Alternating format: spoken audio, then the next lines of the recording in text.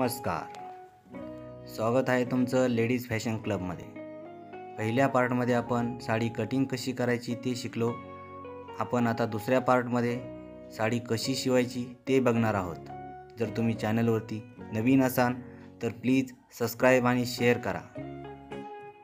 अशा प्रकारचे नवनवीन डिझाईन्स आणि टेलरिंग कोर्स सोप्या पद्धतीत शिकण्यासाठी आपल्या चॅनलला नक्की सबस्क्राईब करा।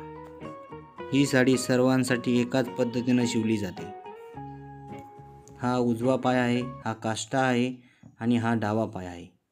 हा काष्टा आपण उजव्या पायावरती अशा पद्धतीने ठेवणार आहोत।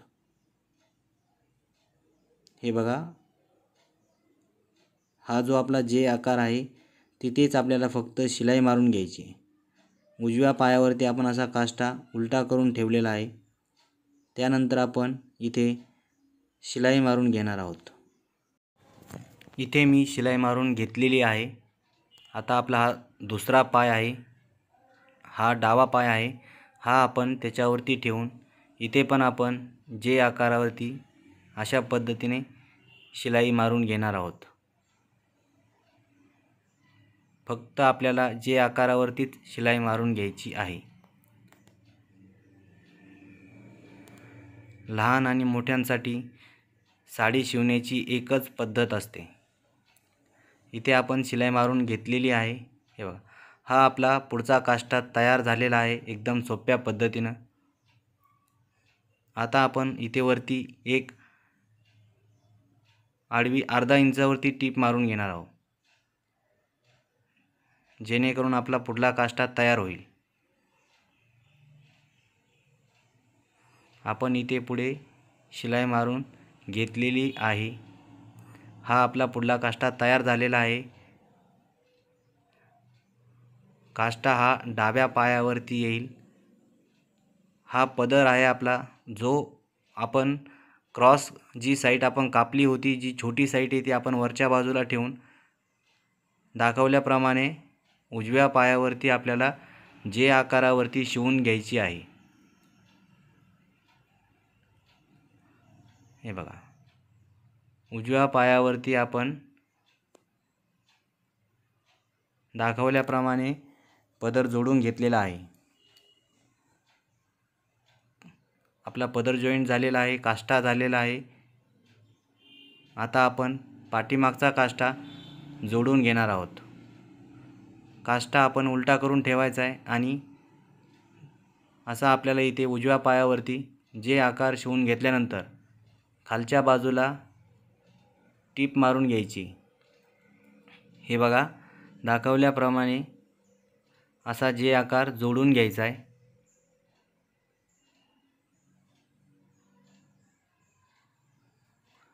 एकदम सोप्या पद्धतीने आहे। एकदा लक्षात नाही आल्यास पुन्हा व्हिडिओ बघितल्यानंतर सरळ आणि सोप्या पद्धतीने ते लक्षात येईल।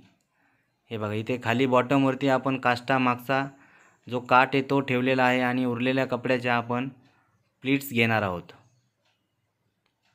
हे बघा, हा जो मध्ये घोळ आलेला आहे, हा जो मध्ये उरलेला कपडा आहे, याच्या आपण इथे छोट्या छोट्या प्लीट्स घेणार आहोत।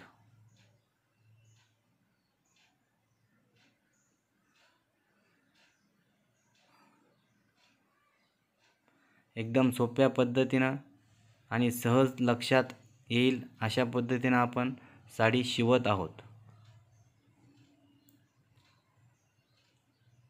हे बघा, इथे आपण पूर्ण टीप मारून घेतलेली आहे। जे आकारापासून खाली बॉटमपर्यंत आपण जेवढ्या बसतील तेवढ्या प्लीट्स घेतलेल्या आहेत। तसंच दुसऱ्या साईडनी पण आपल्याला जे आकार जोडून घ्यायचा आहे।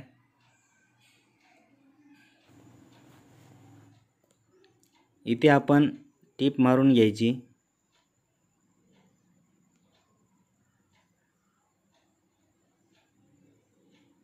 त्यानंतर खाली पायावरती अशा बारीक बारीक प्लेट्स घ्यायच्या आहेत आणि खालचा काठ हा खालच्या बॉटमवरती लावलेल्या काठापर्यंत व्यवस्थित बसला पाहिजे अशा पद्धतीनं आपल्याला छोट्या छोट्या प्लीट्स घ्यायच्या आहेत।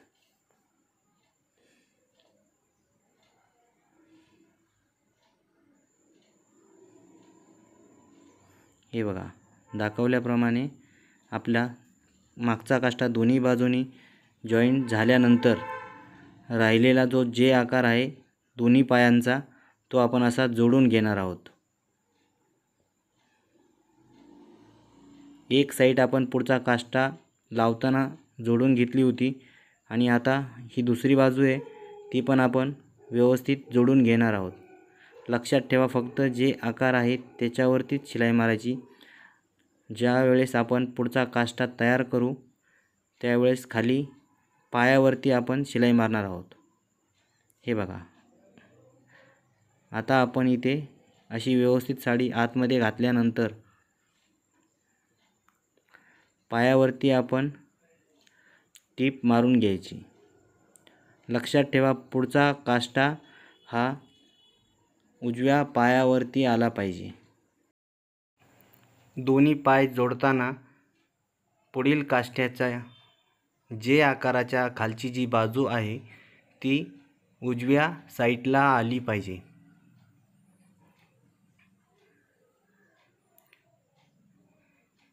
व्यवस्थित टीप मारून घ्यायची। पुढच्या काष्ट्याची जी खालची बाजू आहे ती उजव्या पायाच्या शिलाईमध्ये आली पाहिजे।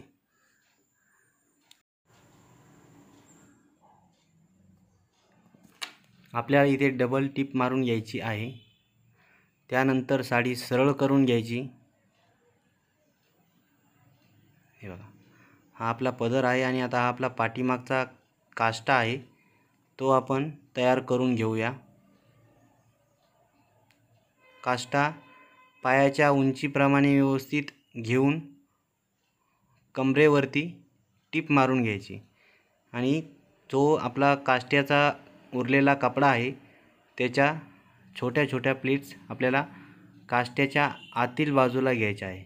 हे बघा दाखवल्याप्रमाणे इथे अशी फोल्ड करून आपल्याला काष्टा जोडून घ्यायचा आहे। हे बघा किती सुंदर काष्टा दिसतोय पाठीमागचा। आपला पाठीमागचा काष्टा पण जोडून झालेला आहे।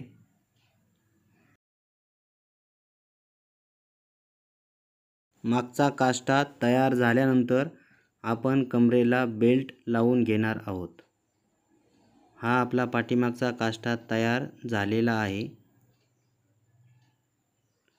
हे बघा किती सुंदर अशा आपल्या ह्या झिगझॅग प्लेट्स आलेल्या आहेत। सुंदर अशी नऊवार साडी आपली तयार झालेली आहे। वरती कमरेला आपल्याला बेल्ट लावून घ्यायचा आहे 1 ते 1.5 इंचाचा। त्यानंतर आपली साडी तयार झालेली आहे। अशी साडी तुम्हाला कुठल्याही दुकानात किंवा कुठल्याही शोरूममध्ये भेटणार नाही।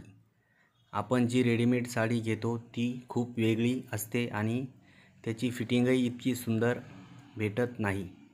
ही आपण फक्त 100 रुपयात 2 मीटर ब्लाऊज पीस आणून तयार केलेली साडी आहे। जर आपल्याला साडीचा पदर वाढवायचा असेल किंवा त्याला काही डिझाईन एक्स्ट्रा करायची असेल तर अशा प्रकारे आपण कपडा घेऊन त्याला बॉर्डर लावून तो पदराला जॉईन करू शकतो किंवा नाही केला तरी चालेल, पण जर आपण असा पदर जॉईन केला तर त्याला अजून छान गेटअप येतं। ही बघा आपली साडी सुंदर अशी तयार झालेली आहे। ब्लाऊज कसा शिवायचा हेही मी तुम्हाला पुढच्या पार्टमध्ये सांगणार। प्लीज आपल्या चॅनलला सबस्क्राईब आणि शेअर नक्की करा।